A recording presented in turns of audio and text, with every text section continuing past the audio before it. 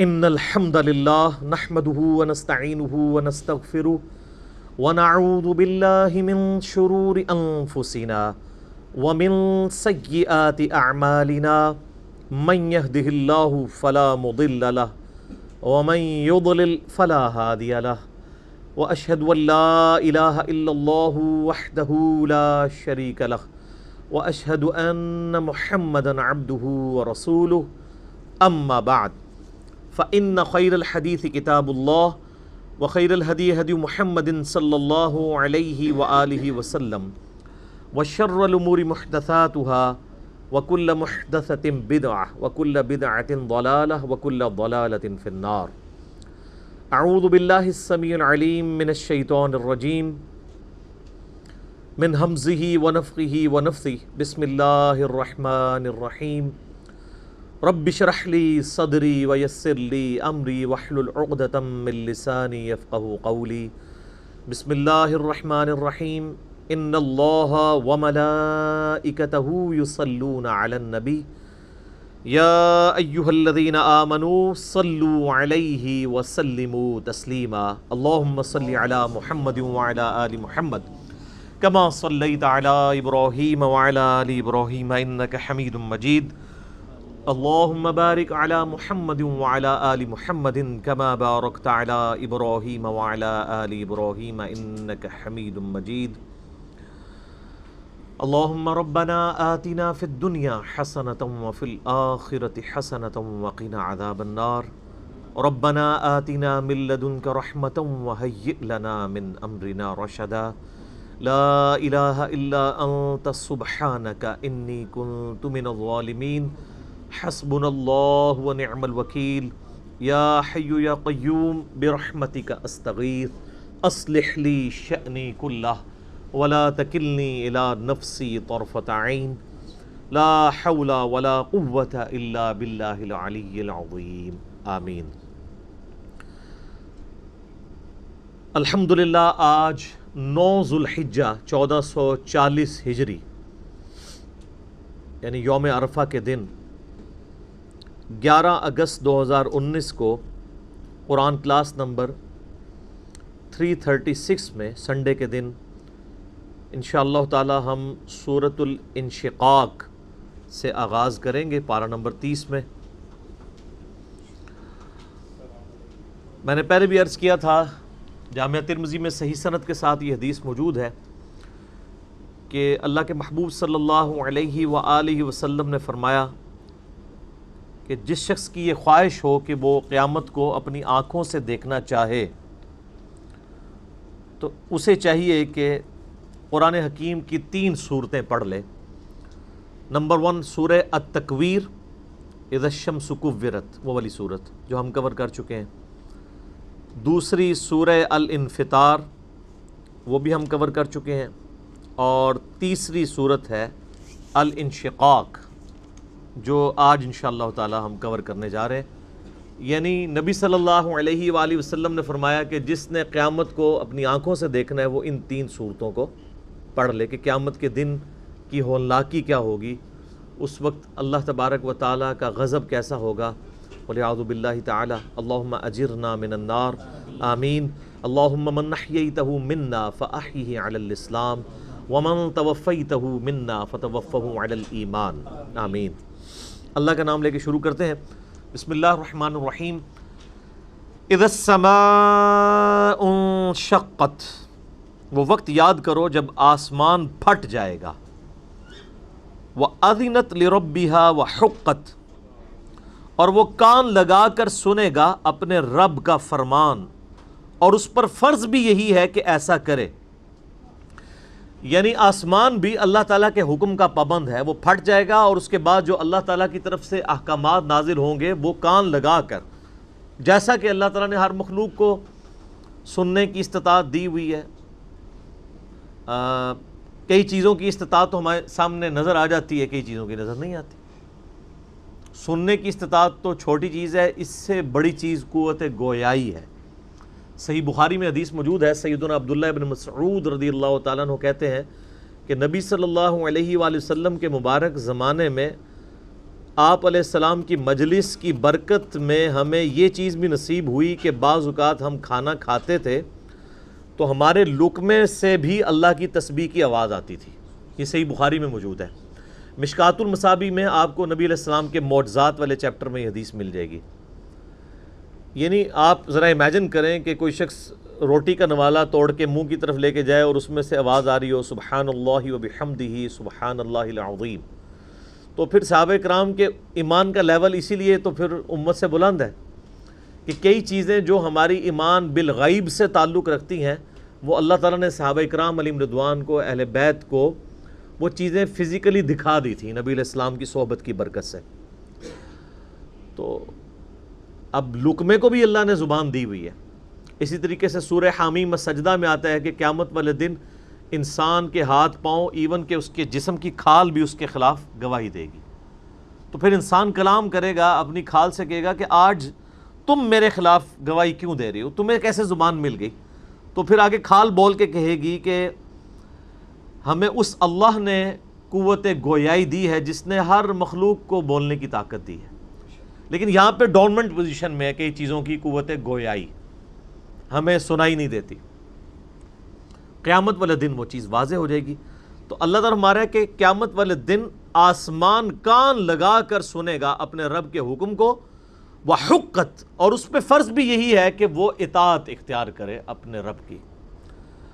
وَإِذَا الْأَرْضُ مُدَّتْ، اور جب زمین پھیلا دی جائے گی. ظاہر ہے زمین کو اِذَا دَكَّتِ الْأَرْضُ دَكًّا دَكَّا، کوٹا جائے گا زمین کو، تو بالکل فلیٹ کر دی جائے گی. یہ پوری کی پوری زمین ہی میدان محشر بن چکی ہوگی. زمین جو ہے وہ پھیلا دی جائے گی. وَأَلْقَتْ مَا فِيهَا وَتَخَلَّتْ، اور زمین ہر وہ چیز باہر پھینک دے گی جو اس کے اندر ہے. زمین اپنے اندر کی ساری چیزیں باہر پھینک کے خالی ہو جائے گی. مراد جو اس نے اپنے اندر جو ہے وہ مردے ہزاروں لاکھوں سال سے اپنے اندر سموئے ہوئے ہوں گے، وہ سب کے سب مردے باہر نکال دے گی. اللہ تعالیٰ ان کو زندہ کر دے گا. وَأَذِنَتْ لِرَبِّهَا وَحُقَّتْ، اور زمین بھی کان لگا کر اپنے رب کا فرمان سنے گی، اور اسے شایع بھی یہی ہے، اس پہ فرض بھی یہ ہے کہ وہ اپنے رب کی حکم کی طرف لوٹے. یا ایھا الانسان انک کادح الی ربک کدحا فملاقیہ، اے انسان تو ہر وقت محنت میں لگا رہتا ہے، کوشش میں لگا رہتا ہے، تیرا مقدر یہ ہے کہ تو مشقت میں پڑتا رہے حتیٰ کہ تیرے رب سے تیری ملاقات ہو جائے گی. یہ بڑی کرٹیکل آیت ہے قرآن حکیم کی. ہر انسان کو اللہ نے مشقت میں پیدا کیا. کسی کی مشقت یہ ہے کہ اس نے پورا دن مزدوری کرنی ہے، اور مزدوری کی فارم بھی ڈیفرنٹس ہیں. کسی نے وزن اٹھانا ہے، تو کسی نے جو ہے وہ انٹلیکچوئل انپٹ دینی ہے ایئر کنڈیشن کمرے میں بیٹھ کے کسی ملٹی نیشنل میں جاب کرتے ہوئے. ہر بندے کی اللہ تعالیٰ نے مشقت ڈیفرنٹ رکھی ہے. کسی نے زمین میں ہل چلانا ہے، اس کی مشقت وہ ہے. ہر انسان کو اللہ نے مشقت میں پیدا کیا ہے، کیونکہ انسان کے ساتھ اللہ تعالیٰ نے پیٹ لگا دیا ہے جو اس کی یعنی بنیادی ضرورت ہے. اس پیٹ کو فلفل کرنے کے لیے اسے اپنی زندگی مشقت میں کاٹنی پڑتی ہے، اور یہ ایک ایسی مشقت ہے جس سے دنیا میں ہر جاندار کو گزرنا پڑتا ہے. جانور بھی اس ساری چیز سے گزرتے ہیں، لیکن انسان اور جانور میں فرق ہے. جانور یہ سب کچھ اپنی انسٹنکٹ اور جبلت کے اوپر کر رہا ہوتا ہے، اور انسان کو اللہ نے عقل کا انسٹرومنٹ دیا ہے. انسان جو ہے وہ عقل کے ذریعے حق اور باطل میں تمیز کر سکتا ہے. بکری کا پیٹ بھرا ہو، اس کے باوجود اگر اس کو آپ کسی ایسی جگہ لے جائیں جہاں پہ تازہ گھاس ہو تو وہ ایک دو دفعہ منہ ضرور مارے گی اپنی جبلت کی وجہ سے. لیکن انسان کے پاس عقل کی یہ دولت ہے کہ انسان خالی پیٹ بھی ہو اور اس کے سامنے حرام آ جائے اور وہ خوف خدا رکھنے والا ہو تو اپنا ہاتھ روک لے گا، صبر کر لے گا، حتیٰ کہ زندگی موت کی کشمکش بن جائے وہ الگ بات. اور بعض کا دنیاوی طور پہ بھی لوگ اتنا غصہ کھا جاتے ہیں کہ کسی مجلس میں گئے ہوئے ہیں، کسی شادی کو اٹینڈ کرنے کے لیے گئے ہیں، اور وہاں پہ صبح کا ناشتہ بھی نہیں کیا ہوا کہ آج جا کے ولیمہ کھائیں گے اور وہاں پہ کسی کے ساتھ منہ ماری ہو جاتی ہے تو چاہے بھوکا بھی ہو تو وہ روٹی کھا کے چھوڑ کے جو ہے وہ اٹھ جاتا ہے کہ میں نے روٹی نہیں کھانی. یہ انسان کو جو اللہ نے عقل کے ذریعے یہ استطاعت دی ہے کہ اس پہ اس کی جبلت غالب نہیں آتی, یہ سب سے بڑی دولت ہے انسان کے پاس. یہ اسی لیے دی ہے کہ تاکہ انسان گیون سرکمسٹانسز میں بھی خدا کے خلاف, اللہ کے خلاف بغاوت نہ کرے اپنی عقل کو استعمال کر کے. جنید بغدادی کا ایک قول بڑا مشہور ہے, وہ کہتے ہیں کہ جو حواس ہیں ان کی تکمیل عقل سے ہوتی ہے. یعنی حواس خمسہ جو اللہ نے انسان کو دی ہیں, جبلت ہے, شہوات اٹیچ کی ہوئی ہیں, اس کی تکمیل جو ہے وہ عقل سے ہوتی ہے. یعنی انسان عقل کو استعمال کر کے ان چیزوں کو, اپنی ان ساری نعمتوں کو اللہ تعالیٰ کی نافرمانی سے بچا کے اس کی اطاعت میں لگاتا ہے. اور عقل کی تکمیل وحی سے ہوتی ہے. عقل بھی کہیں نہ کہیں ٹھوکر کھا جاتی ہے, اس کی تکمیل پھر وحی الہی سے ہوتی ہے جو اللہ تعالیٰ اپنے پیغمبروں کے ذریعے اپنے بندوں تک پہنچاتا ہے. اسی لیے ہم کہتے ہیں جب وحی کا حکم آ جائے پھر ہم عقل کو سائڈ پہ کر دیتے ہیں, پھر ہم وحی کی پیروی کرتے ہیں. سیدنا علی بن ابی طالب کا قول بڑا مشہور ہے, سنن ابی داؤد کے اندر موجود ہے اور کتابوں کے اندر صحیح سند کے ساتھ. وہ کہتے ہیں کہ اگر دین کو میں صرف عقل کی بنیاد پہ فالو کر رہا ہوتا تو موزوں پر جو مسا ہے یہ تلوے کی طرف ہونا چاہیے تھا, کیونکہ عموماً تلوے گندے ہوتے ہیں, مٹی تو نیچے زیادہ لگتی ہے نا چلتے ہوئے. لیکن وہ کہتے ہیں سنت یہ ہے کہ آپ نے موزوں کے اوپر مسا جو ہے وہ اوپر والی سائڈ کے اوپر کرنا ہے, تو ہم پھر شریعت کو فالو کرتے ہیں. تو عقل کی تکمیل وحی الہی سے ہوتی ہے. تو ہر جاندار مشقت میں, آپ دیکھیں چڑیا بھی صبح سویرے نکلتی ہیں اور شام کو پیٹ بھر کے خود بخود نہیں بھرتا, ان کو ایفرٹ پٹ کرنی پڑتی ہے. انسان کو بھی ایفرٹ پٹ کرنی پڑتی ہے. تو اللہ تعالیٰ ہمارا اے انسان میں نے تیرا مقدر کیا ہے کہ تو نے مشقت میں رہنا ہے حتیٰ کہ تو اپنے رب کے پاس آ جائے گا. اور یہی اکثر کہتے ہیں کہ دنیا کے کام تو نہیں ختم ہونے. لوگ کہتے ہیں جناب وہ درس میں نہیں ہے, وہ فارغ نہیں تھے. یعنی یہ فارغ بندوں کا کام ہے. بھئی اسی ٹائم میں سے ٹائم نکالنا ہے نا اللہ کے لیے, گیون سرکمسٹانسز میں. انسان کو تو پیدا ہی مشقت میں کیا گیا ہے, اسی مشقت میں سے آپ نے اپنے آپ کو فری کرنا ہے. اور جن معاملات میں ہم سیریس ہوتے ہیں کر رہے ہوتے ہیں, ہر ویکینڈز پہ آئے دن شادیاں آتی ہیں, لوگ اٹینڈ کرتے ہیں. جب اسی ویکینڈ پہ درس آ جائے تو کہتے ہیں وہ مجبوری ہے جی, ایک ہی چھٹی ہوتی ہے یا 2 ہی چھٹیاں ہوتی ہیں ہفتے میں, تو وہ فیملی کو بھی ٹائم دینا ہوتا ہے. شادی آ جائے تو فیملی بھول جاتی ہے, پھر یا کوئی اور فنکشن آ جائے تو سب کچھ لوگ بھول جاتے ہیں. تو یہ سارے بہانے انسان, اللہ تعالیٰ فرماتا ہے کہ انسان کو اس مشقت سے گزر کے الٹیمیٹلی اپنے رب تک پہنچنا ہے. مراد کیا کہ تیاری کر لو, اسی مشقت کے اندر رہتے ہوئے تمہیں اپنے رب کے لیے وقت نکال کے خدا کی اطاعت اختیار کرنی ہوگی.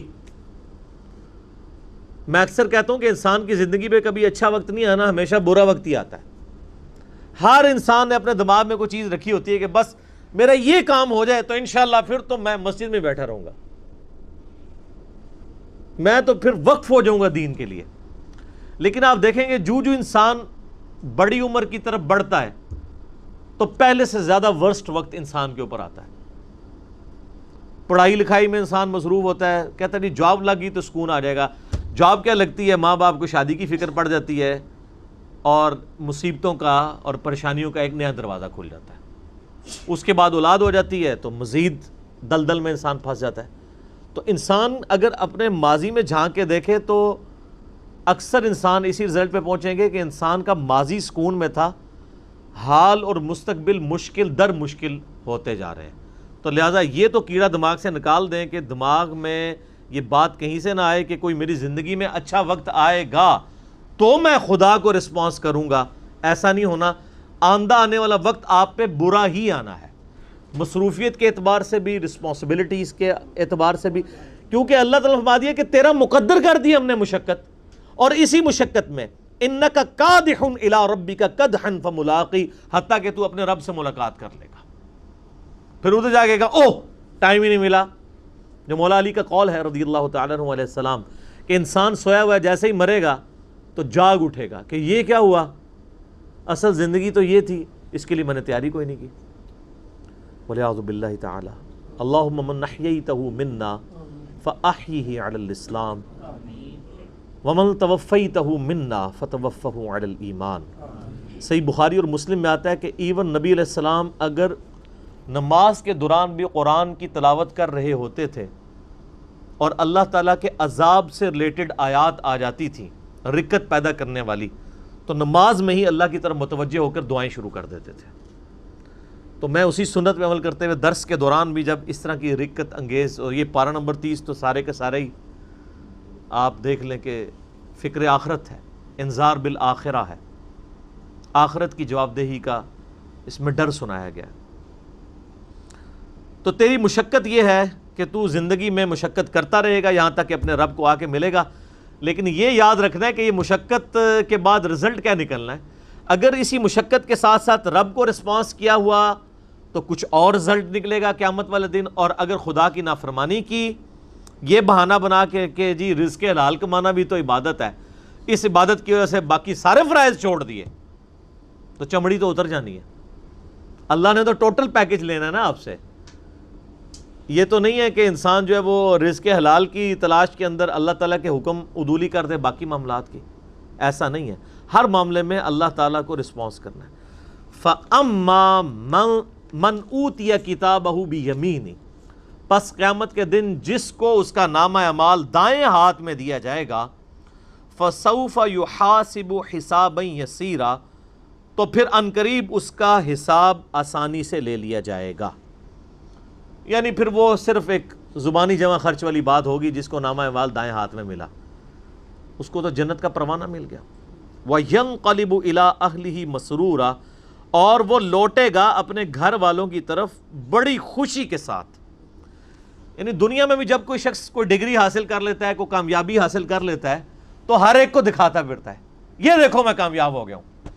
تو قیامت والے دن بھی ظاہر ہے کہ وہ الٹیمیٹلی سب سے بڑی ڈگری تو وہ ہے نا، اصل کامیاب ہوا جو آخرت میں کامیاب ہوا. دنیا میں چاہے کوئی شخص گمنامی کی موت مر گیا کسی فٹ پاتھ کے کنارے، اس کو لاوارث لاش کے طور پہ بغیر کفن کے بھی دفنا دیا گیا، تو قبر میں اسے جنتی کفن مل جائے گا. اینڈ رزلٹ تو اس کا بہترین ہے. اور دنیا میں کسی ٹھاٹ کی زندگی کسی نے گزاری، مرنے کے بعد چاہے اس کی قبر جو ہے وہ سونے کی بھی بنا دی جائے، اس کے اندر جو اس پہ حالات وارد ہونے ہیں وہ تو کوئی نہیں بدل سکتا.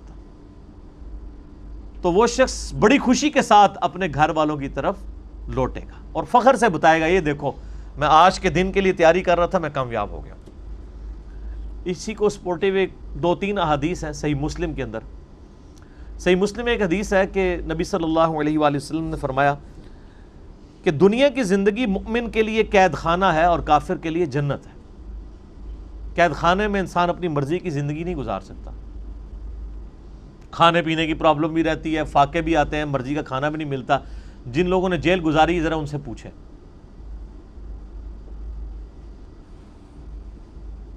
اور کافر اپنی مرضی کی زندگی گزارتا ہے، اس لیے اس نے دنیا کو جنت بنایا.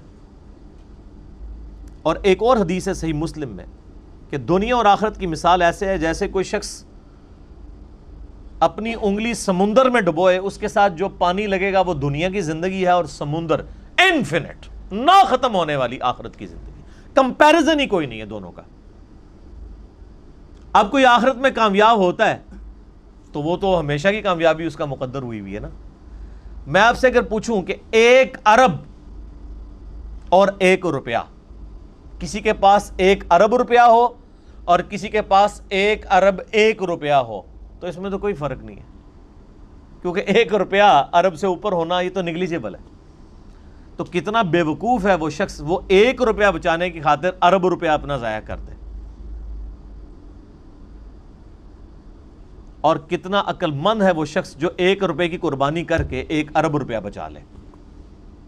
یعنی دنیا کی زندگی خدا کو دے کے ہمیشہ کی جنت کما لے، جو سورہ توبہ میں آیا کہ ہم نے مومنین کی جانیں اور مال جنت کے بدلے میں خرید لی ہیں. صحابہ کرام علیہم رضوان کو جو فضیلت حاصل ہے پوری امت پہ، وہ اسی لیے ہے کہ انہوں نے قربانیاں دی ہیں، جان مال ہر چیز کی آخری درجے میں.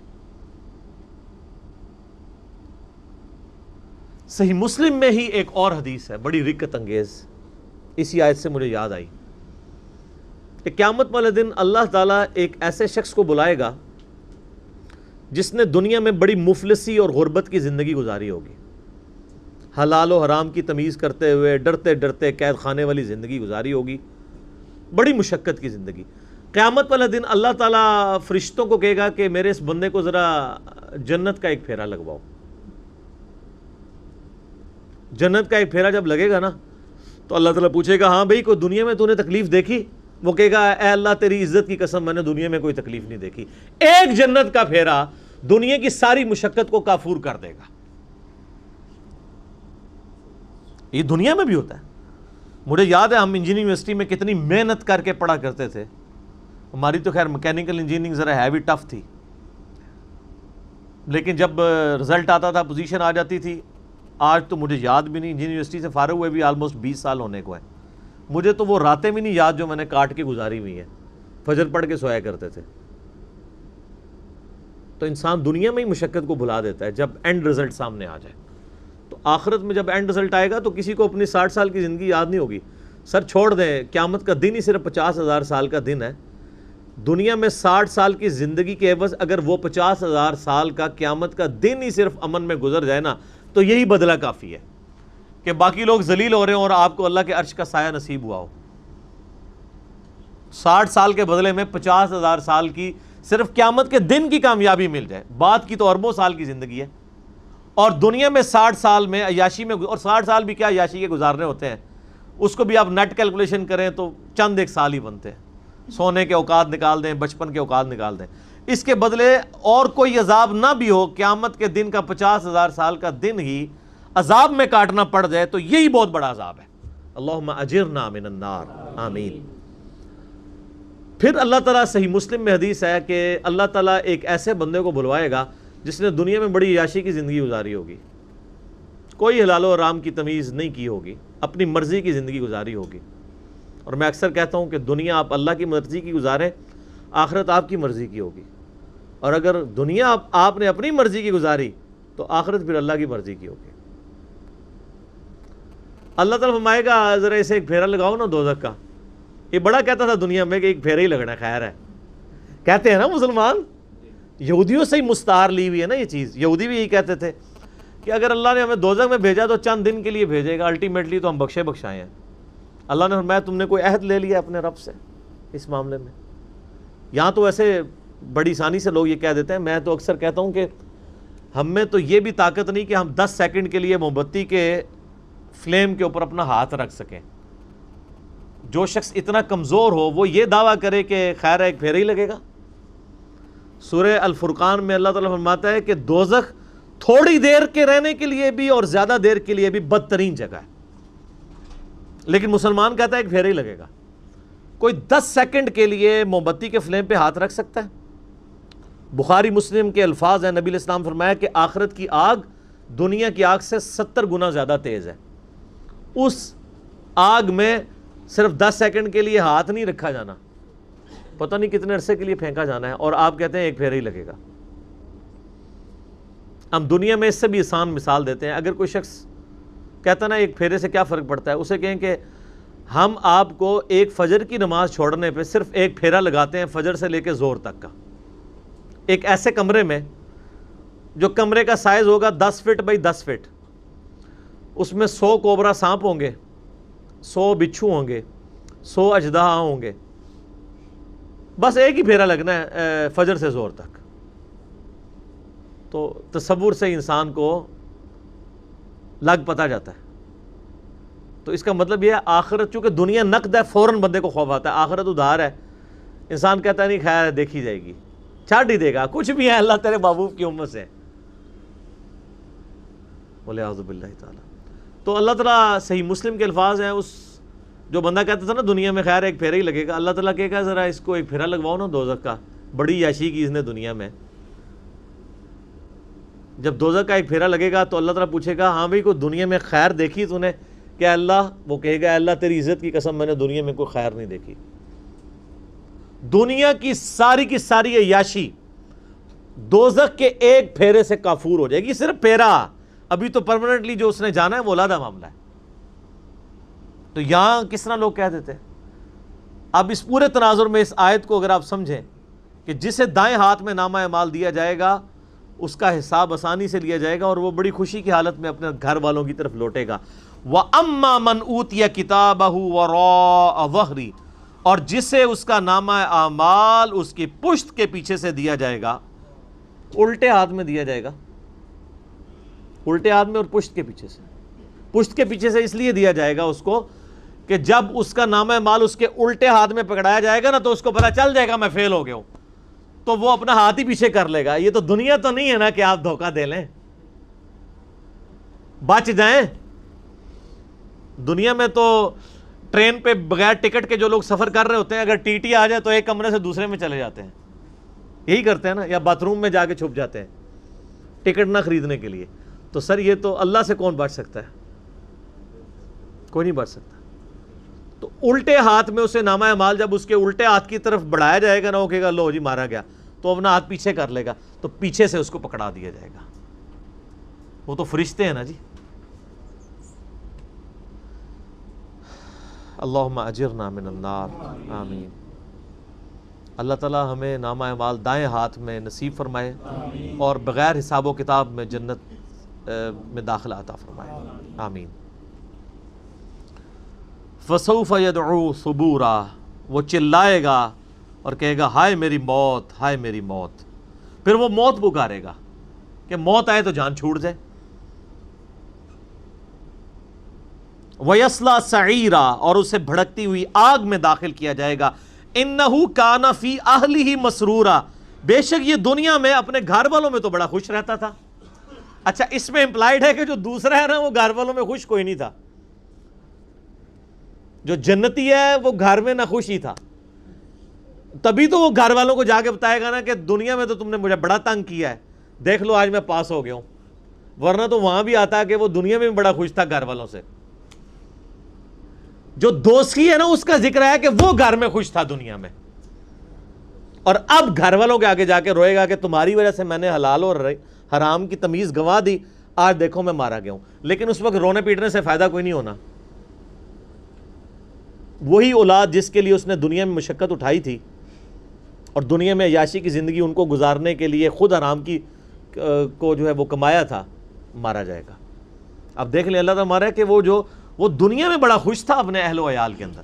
یہ حقیقت بات ہے, جو دین کے راستے پہ چلے نا جی سر, دنیا اس کی پھر آسان نہیں ہوتی. ورنہ انبیاء کرام علیہ السلام کی دنیا آسان ہو جاتی. یہ جو جب دعا بھی کی جاتی ہے نا, ربنا آتینا فی الدنیا حسنہ وفی الآخرۃ حسنہ وقنا عذاب النار, اس حسنہ سے قطعاً یہ مراد نہیں ہے کہ آپ دنیا سکون کی آپ کی گزرے گی اس حوالے سے کہ آپ کو دنیاوی نعمتیں مل جائیں گی, نہیں. صرف یہ ہوگا کہ دنیا میں جو تکلیفیں آئیں گی نا وہ برداشت کرنا آسان ہو جائیں گی. تکلیف سے کسی کو چھٹکارا نہیں ہے. وَلَنَبْلُوَنَّكُمْ بِشَيْءٍ مِّنَ الْخَوْفِ وَالْجُوعِ وَنَقْصٍ مِّنَ الْأَمْوَالِ وَالْأَنفُسِ وَالثَّمَرَاتِ, ضرور آزمائیں گے تھوڑے سے خوف سے, بھوک سے, جان اور مال میں نقصان کے ذریعے. ہمیں بظاہر بڑے آسودہ حال نظر آنے والے لوگ بھی اگر آپ ان کی پرسنل لائف میں جائیں تو انہیں دنیا میں بڑی تکلیف ہوتی ہے. ہمیں نظر آ رہا ہوتا ہے کہ یہ بندہ دین کے ساتھ جڑا ہے تو شاید بڑے سکون کی زندگی گزار رہا ہے. ہر بندے کی اپنی ایک سٹوری ہوگی. خیر دین سے جڑے یا نہ جڑے تکلیفیں تو آنی ہیں, لیکن دین کے ساتھ جڑے ہوئے ہوں گے تو تکلیفوں کو سہنا آسان ہو جائے گا, دنیا حسنہ بن جائے گی, صبر نصیب ہو جائے گا. ابھی چند دن پہلے طارق جمیل صاحب کا فون آیا مجھے, حافظہ اللہ تعالیٰ. ایک میرا انہوں نے یوٹیوب پہ کلپ دیکھا تھا تو اس حوالے سے انہوں نے مجھے فون کیا,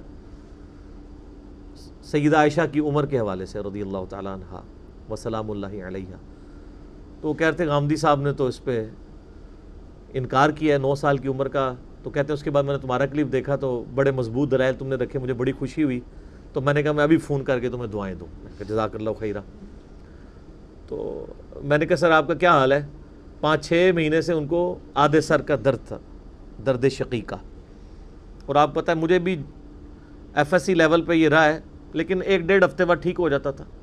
اس میں آنکھ والے یہ اس پورشن پہ یوں آدھے سر کا اسے درد کہتے ہیں اور بڑی سخت تکلیف ہوتی ہے, آنکھوں سے بعض اوقات پانی بھی نکلتا ہے. میڈیکل سائنس میں اس کا علاج ابھی تک نہیں آیا کہ پرماننٹلی جن لوگوں کے ساتھ یہ چیزیں اٹیچ ہیں ان کو ایڈریس کیا جائے. تو ان کو پوری زندگی اس تکلیف سے گزرنا پڑا. تو کہہ رہے تھے اس دفعہ پہلی دفعہ میرے ساتھ ہوا ہے کہ 6 مہینے ہو گئے ہیں اور مجھے آرام نہیں آ رہا. یہ میں نے تکلیف کاٹی ہے, مجھے پتا ہے کہ ایک ایک لمحہ جو ہے نا وہ گن کے کاٹنا پڑتا ہے. تو مجھے کہنے لگے بیٹا کل 90 ٹیکے لگوائے ہیں سر میں, یہ آخری علاج ہوتا ہے کہ وہ سر کی جتنی نسیں ہیں نا ان کو سن کر دیتے. تو اب میں سوچ رہا تھا کہ یار جو لوگ طارق جمیل صاحب کو ویڈیوز میں دیکھ رہے ہوتے ہیں, ہنستا کھلکھلاتا چہرہ اور یہ سب کچھ, ان کی زندگی میں ان کی ذات کے والے سے ان کی تکلیفوں سے گزرنا پڑا وہ تو آپ کے سامنے نہیں ہے. تو فوراً مجھے نا اس چیز کا خیال آیا. یہ نہیں ہوتا کہ آپ کو کوئی بندہ صحیح سلام, یعنی میں یہاں بیٹھا ہوں مجھے پتا ہے میرے ساتھ کیا چیزیں اٹیچ ہے اور آپ کو بخوبی اندازہ ہے کہ میرے ساتھ کیا کچھ اٹیچ ہوگا. لیکن ظاہر ہے کہ جامعہ ترمذی میں حدیث ہے, نبی علیہ السلام نے فرمایا کہ دنیا میں سب سے زیادہ تکلیفیں نبیوں پہ آتی ہیں, اس کے بعد ان پہ آتی ہیں جو نبیوں کے بعد اللہ کو سب سے بڑھ کر محبوب ہوتے ہیں, اور اس کے بعد ان پر آتی ہیں جو ان کے بعد نبیوں میں سب سے بڑھ کر نبیوں کے بعد اللہ تعالیٰ کو محبوب ہوتے ہیں. سیدنا ابو ذر غفاری رضی اللہ تعالیٰ عنہ علیہ السلام کی پوری زندگی تکالیف سے معمور ہے. میرا یوٹیوب پہ کلپ بھی ہے, کبھی آپ کو موقع ملے. میں رات کو اپنا وہ کلپ دوبارہ دیکھ رہا تھا, بڑا رکت انگیز کلپ ہے سیدنا ابو ذر غفاری کے اوپر, ان کی لائف کے اوپر. مستدرک الحاکم میں جب ابو ذر غفاری کے اوپر چیپٹر باندھا ہے نا انہوں نے, امام حاکم نے, اور احادیث لے کے آئے, تو پہلی حدیث آپ کو پتہ ہے کون سی لے کے آئے ہیں؟ یہی والی جامعہ ترمذی کی, کہ سب سے زیادہ تکلیفیں انبیاء پہ آتی ہیں, اس کے بعد ان پہ جو انبیاء کے بعد اللہ کو محبوب ہوتے ہیں. حضرت ابو ذر غفاری کی فضائل اور ان کی زندگی کے حالات پہ حدیثیں لکھنے سے پہلے انہوں نے چیپٹر کی ہیڈنگ بنا کے نا ابو ذر غفاری کا بیان, پہلی حدیث یہ, حالانکہ اس حدیث میں حضرت ابو ذر غفاری کا ذکر نہیں تھا, لیکن انہوں نے بتایا کہ اب آئندہ جو تم حدیثیں پڑھو گے نا وہ اس تناظر میں سمجھنا کہ ابو ذر غفاری کی زندگی غم سے معمور اس لیے ہے کہ نبیوں کے بعد اس کا مرتبہ ہے. جامعہ ترمذی میں حدیث ہے صحیح سند سے, اس نیلی چھتری آسمان کے نیچے ابو ذر غفاری سے زیادہ سچا انسان نبی علیہ السلام نے فرمایا کوئی نہیں ہے.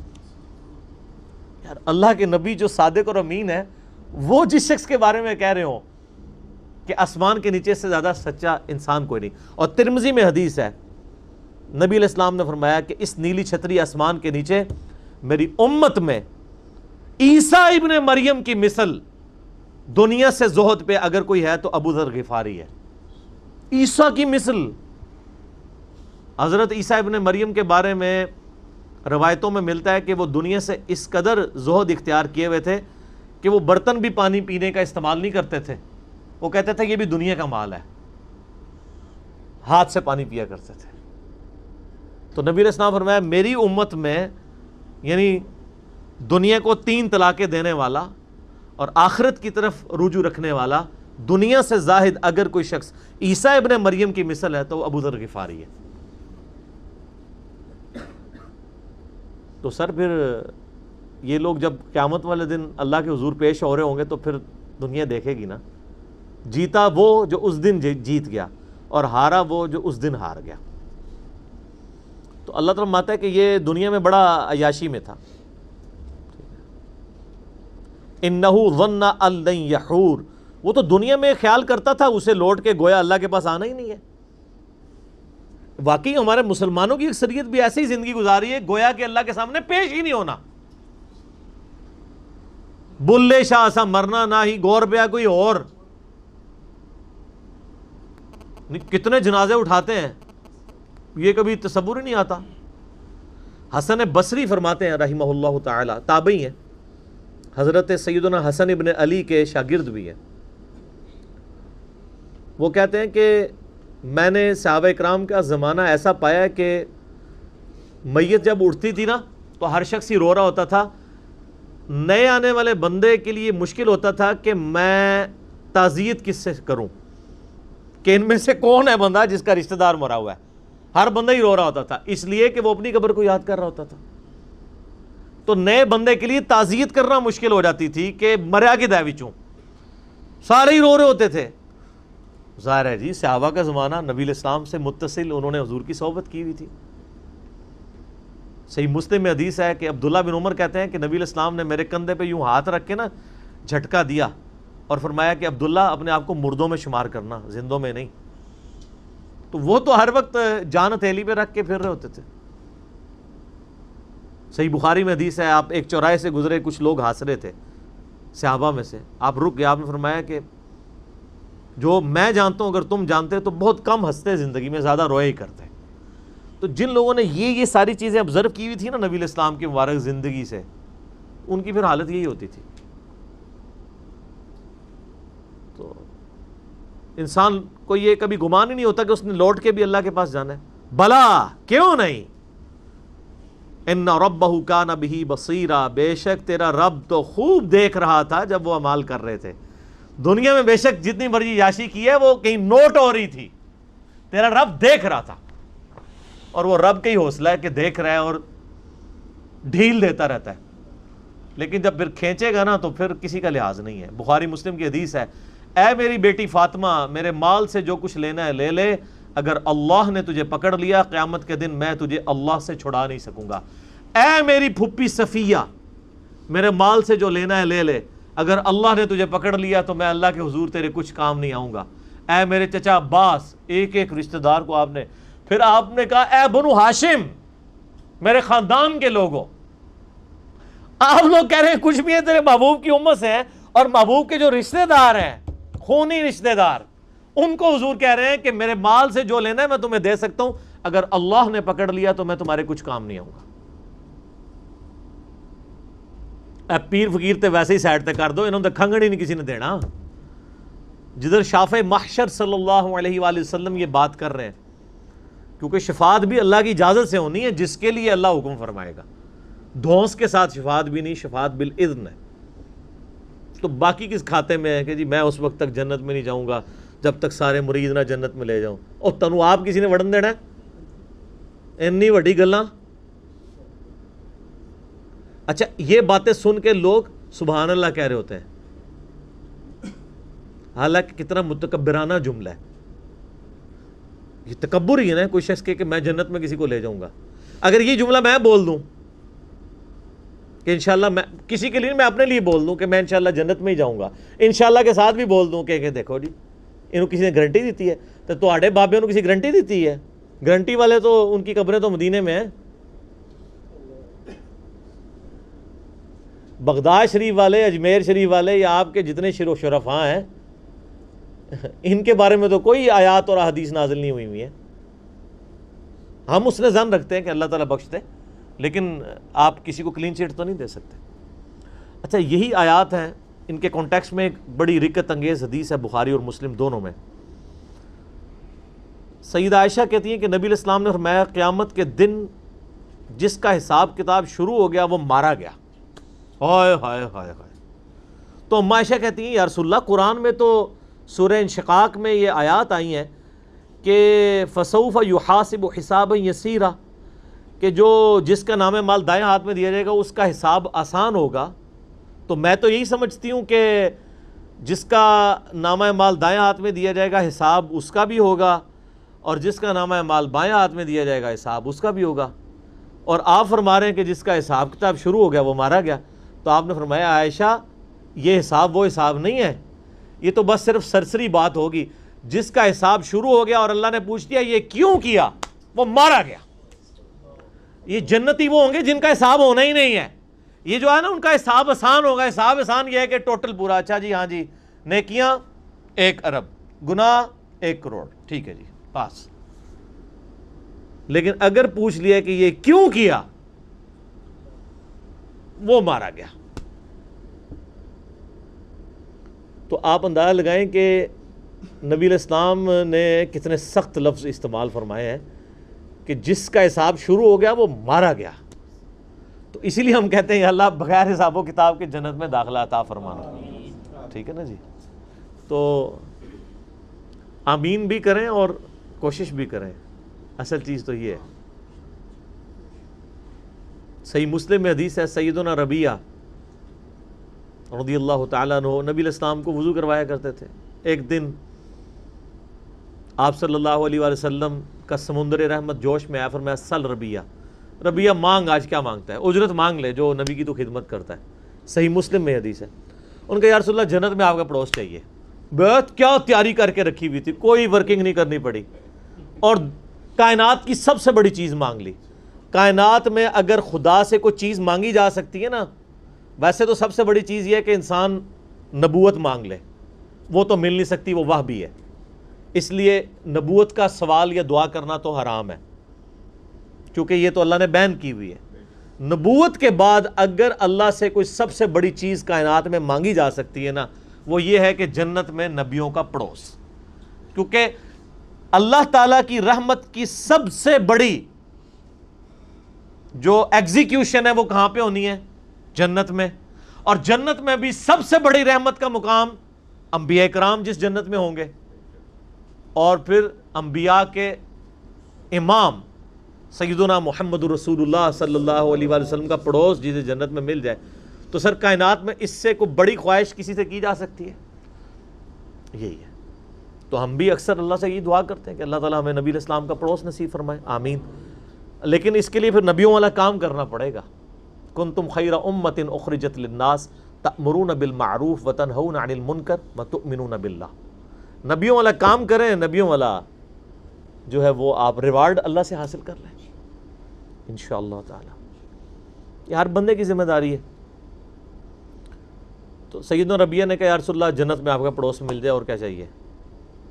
تو آپ علیہ السلام نے فرمایا پھر کثرت سجود سے میری مدد کر. وہ بھی کلین چیٹ نہیں, کثرت سجود سے میری مدد کر, یعنی تو نمازیں پڑھ, اپنے اعمال کو سیدھا رکھ, تو میں بھی سفارش کر دوں گا. یعنی خالی کھلی ڈگری نہیں ملنی ہے, محنت تجھے بھی کرنی پڑے گی. کثرت سجود سے میری مدد کر, تو جنت میں تجھے پڑوس مل جائے گا. تو بغیر محنت کے کوئی چیز حاصل نہیں ہوتی. فلا اقسم بالشفق, پس مجھے قسم ہے شفق کی. یہ سورج جب غروب ہوتا ہے نا تو ایک سرخی سی چھا جاتی ہے. اللہ تعالیٰ کی یعنی قدرت فزیکل فنامنا آف نیچر میں بہت بڑا ایک مظہر ہے. اللہ تعالیٰ فرماتا ہے اس کی قسم, اور جب اللہ تعالیٰ فزیکل فنامنا آف نیچر کی قسم یاد فرما رہا ہوتا ہے نا, تو بیسیکلی اس فنامنا کو ایگزیکیوٹ کرنے والے کی قسم کھا رہا ہوتا ہے. یعنی یہ شفق کا کمال نہیں ہے, کمال اس کا ہے جس نے شفق بنائی ہے. آپ بھی یہی کرتے ہیں. آپ کبھی کوئی خوبصورت منظر دنیا میں دیکھتے ہیں تو کیا کہتے ہیں؟ سبحان اللہ. کوئی جھیل دیکھتے ہیں کیا کہتے ہیں؟ سبحان اللہ. یعنی یہ عیب سے پاک نہیں ہے, اس کو بنانے والا عیب سے پاک ہے. کوئی پھول دیکھتے ہیں کیا کہتے ہیں؟ سبحان اللہ. میں کبھی نیشنل جغرافی کے اوپر جانداروں کو دیکھ رہا ہوتا ہوں نا, ان کی انواع و اقسام کو, بندہ کہتا ہے سبحان اللہ, کیا کیا چیز پیدا کرتی ہے, کیا کیا کیپیبلٹیز رکھتی ہیں. آپ پتہ یہ ہاتھی جو ہے نا, ہاتھی صرف زمین پہ پاؤں مار کے 40 کلومیٹر دور دوسرے ہاتھیوں کے ساتھ کمیونیکیشن کر لیتا ہے. 40 کلومیٹر. یعنی وہ جو وائبریشن پروڈیوس ہوتی ہے, اب ہماری تو کمپیٹنسی نہیں ہم اس وائبریشن کو آبزرو کر سکیں, لیکن ہاتھی کو اللہ نے وہ جو کان دیے ہیں وہ خالی دکھانے کے نہیں ہیں سر, ایڈے وڈے کان, وہ اینٹینے نے جڑے وہ پوری ڈشاں نے جڑی ریسیو کر دیے نے, 40 کلومیٹر دور سے وہ زمین کی وائبریشن کو فیل کرتے ہیں, اور ہاتھی آپس میں کمیونیکیٹ کرتے ہیں کہ اچھا یہ وہ فلاں ہاتھی اس جگہ پہ ہے, تو وہ وہاں پہ مل جاتے ہیں آ کے. تو انسان جب یہ چیز دیکھتا ہے تو کیا کہتا ہے؟ سبحان اللہ. اس کا کمال نہیں ہے, اس کو بنانے والے کا کمال ہے, اللہ کا کمال ہے جس نے اس میں یہ اتنی خوبیاں رکھی ہیں.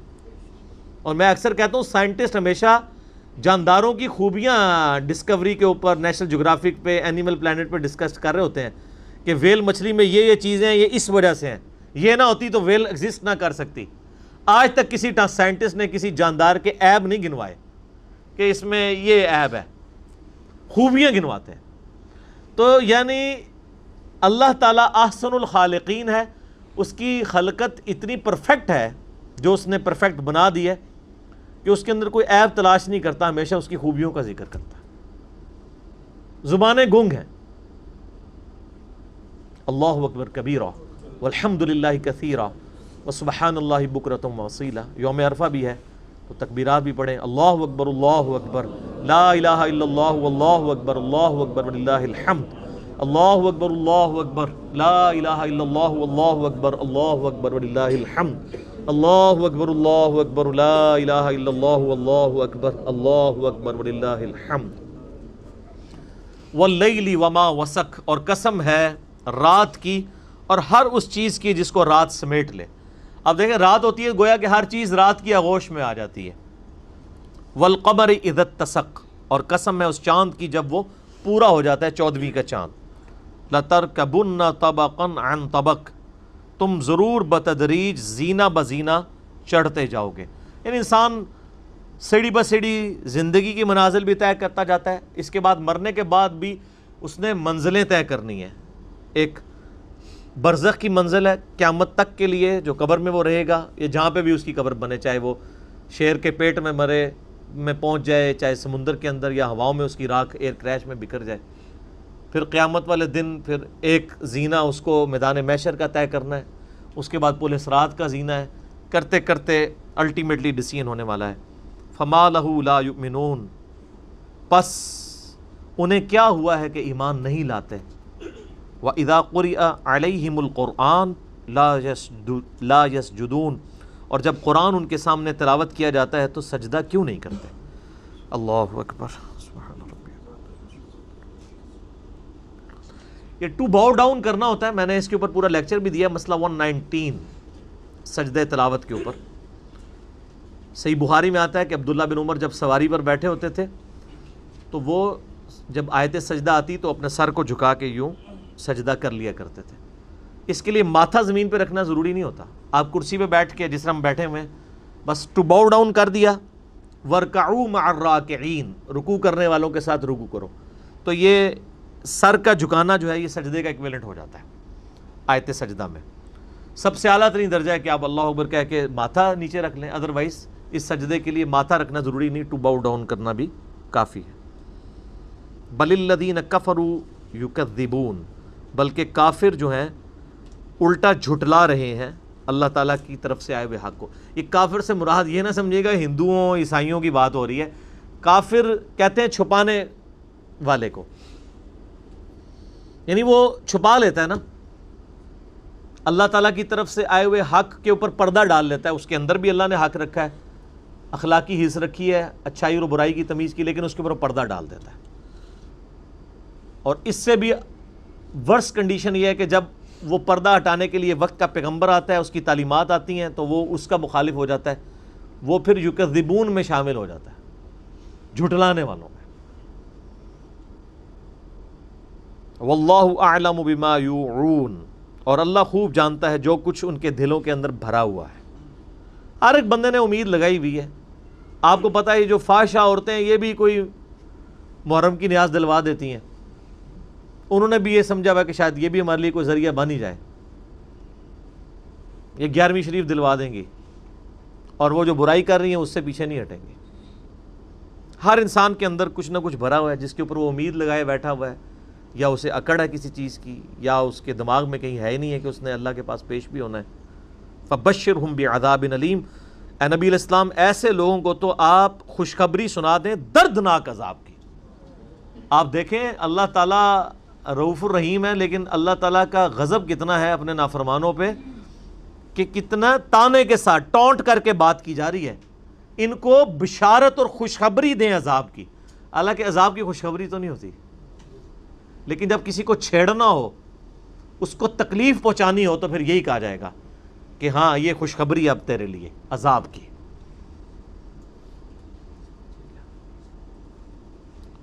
الا الذین آمنوا وعملوا الصالحات، ہاں مگر جو لوگ ایمان لے آئیں اور نیک عمل اختیار کریں ان کا تو پھر معاملہ ہی ڈیفرنٹ ہے۔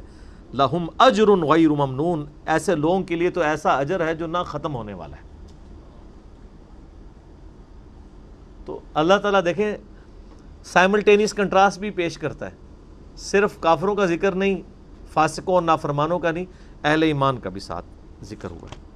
اگلی صورت بھی کور کر لیتے ہیں، ابھی ٹائم ہے۔ یہ سورۃ البروج جو ہے یہ خاص واقعے کی طرف اس میں اشارہ ہے۔ اصحاب الاخدود، اصحاب الاخدود جو تھے یہ یمن کے پاس کرسچنز تھے، اس زمانے کے ظاہر مسلم تھے، عیسیٰ علیہ السلام پر ایمان لائے تھے، حضرت عیسیٰ کو اللہ کا بیٹا نہیں مانتے تھے بلکہ اللہ کا پیغمبر مانتے تھے۔ نبی علیہ السلام کی پیدائش سے تقریباً 40 سال پہلے کا یہ واقعہ ہے، لیکن اہل عرب اس واقعے سے واقف تھے کہ ایسا واقعہ ہوا تھا کہ یمن میں ایک بادشاہ نے توحید کی دعوت قبول کرنے کی پاداش میں اہل ایمان کو بہت بڑے بڑے گڑھے کھود کر ان میں آگ جلا کے زندہ جلایا تھا۔ سر تکلیفوں سے تو گزرنا پڑتا ہے۔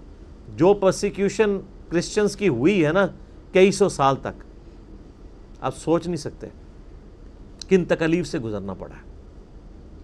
اللہ پہ ایمان لانا کوئی آسان کام تو نہیں ہے۔ تو یہ اصحاب الاخدود کے واقعے سے یہ لوگ واقف تھے، تو اس کا ذکر اس میں آ رہا ہے۔ اس کی ڈیٹیلز آپ کو صحیح مسلم میں بالکل اینڈ پہ جا کے ملیں گی۔ اصحاب اخدود کا پورا ایک واقعہ ہے کہ یہ بادشاہ کون تھا، صحیح مسلم شریف میں ایک بڑی ڈیٹیلڈ حدیث ہے۔ میں نے 4 لیکچرز دیے تھے معجزات، کرامات، استدراج کے اوپر، مسئلہ نمبر 131 ABCD۔